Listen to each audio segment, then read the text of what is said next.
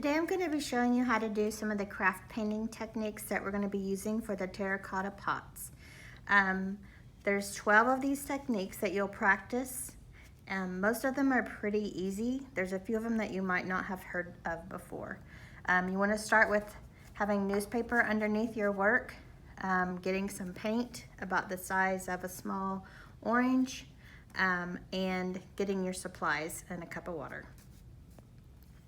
The first one is base coat. Everyone's will have a base coat. Base coat just means that you're just gonna cover it completely. It'll take probably 2 or 3 coats just to cover that whole square. And you'll use 1 color of paint, okay? Double loading is the next one. So you'll start with a wide brush and it's already been wet and already got the excess water out. So you're gonna take it and put paint on one side and a different color on the other side. So you're just gonna take your paint palette and you're gonna dip it in one side and then dip it in the other side. And just make sure that it kind of goes to the middle. And then you're just gonna take it and pull the stroke so that you get a pattern. When you go to refill or load your brush, you're gonna take it in that same direction so you don't slip, so you don't switch sides. And that's double loading. So you have to use at least 2 colors for that one. The next one is stripes, and that's just like it sounds, like a plaid shirt. So you're just gonna take a color and load your brush and figure out some kind of pattern to use for it. This one's pretty easy.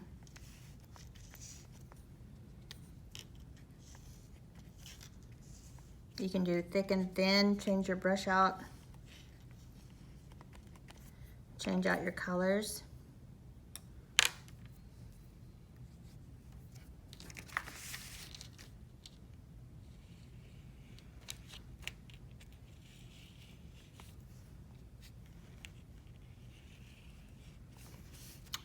You can always go back after they've dried and add some more colors to them if you like.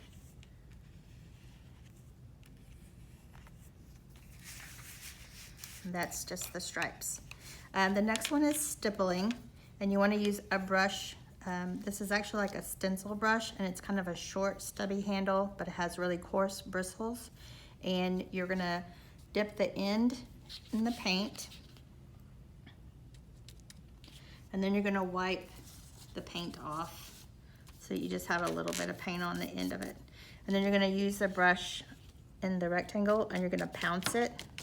You don't wanna pounce it to smash, but you're just kinda making small, tiny little dots. Stippling is kinda what you do with ink. So it kinda looks like small little dots of ink. And you can do a lot of colors with it too. And you want to fill your whole rectangle for each one of these. So that's stippling. The next one is splattering.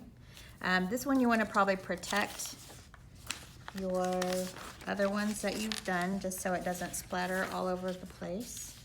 So you can take like a couple of pieces of scrap paper and put it there. And this you can use a brush for it. And you can also use a toothbrush. So you just start with a pretty wet brush, and to use it with a paintbrush, you want to load it with a lot of water.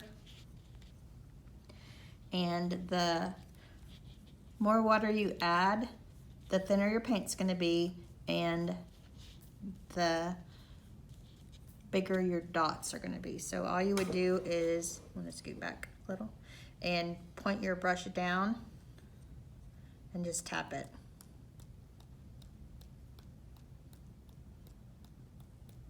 You can also do it with a toothbrush. So you're gonna wet the toothbrush, load it with the paint, and then you just point it down and rub your, or drag your thumb across the tip. And you get a nice fine spray. It looks really good with a lot of colors. So there's that one. And then the next one is dry brushing. Take a brush that you haven't put in water so it's completely dry. I like to use a bigger brush, but you can use any size. And you're gonna start with adding some paint. Let's add blue. And then you're gonna wipe most of the paint off. So whenever it starts kind of looking kind of dry like that, that's when it's ready. And dry brushing looks like pastel. You don't wanna see a whole lot of the brush strokes. You're not gonna see the thickness of your paintbrush. It's just really thin. Almost looks like powder when it's on here, like a pastel. And that's what it should look like. The next one is line work, and you use a small brush, so a fine tip brush, and you want to have some water with it. And line work is just anything that you want to do a small thin line for it. And you're going to use a detail brush, and you want to, there's a lot of different ways people use line work. You can kind of turn it, twist your brush to get some nice kind of calligraphic type lines. You do want to make sure you add water with it so it doesn't run out of paint before you get your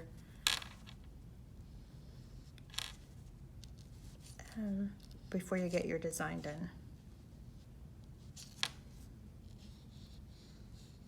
So this is one of the techniques that you would use for writing anything, doing small stems.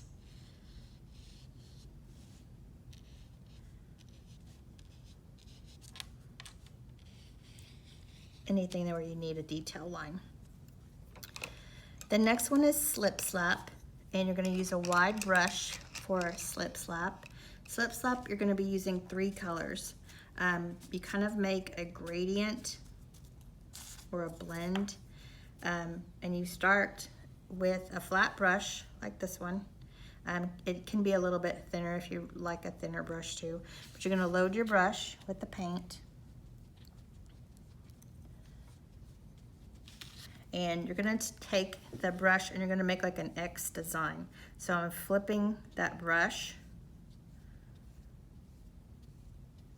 and you don't have to see an X in it, but you're just taking it and using both sides of your brush. And then while it's still wet, you're going to pick up another color. So you could pick up blue. And I didn't wash out the paint, so it's just all going to mix together.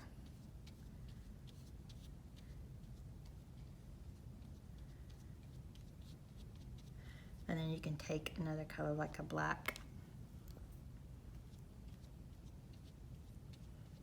And you just keep mixing until you get all the colors where you can still separate the colors, but they're starting to kind of blend visually as one gradient.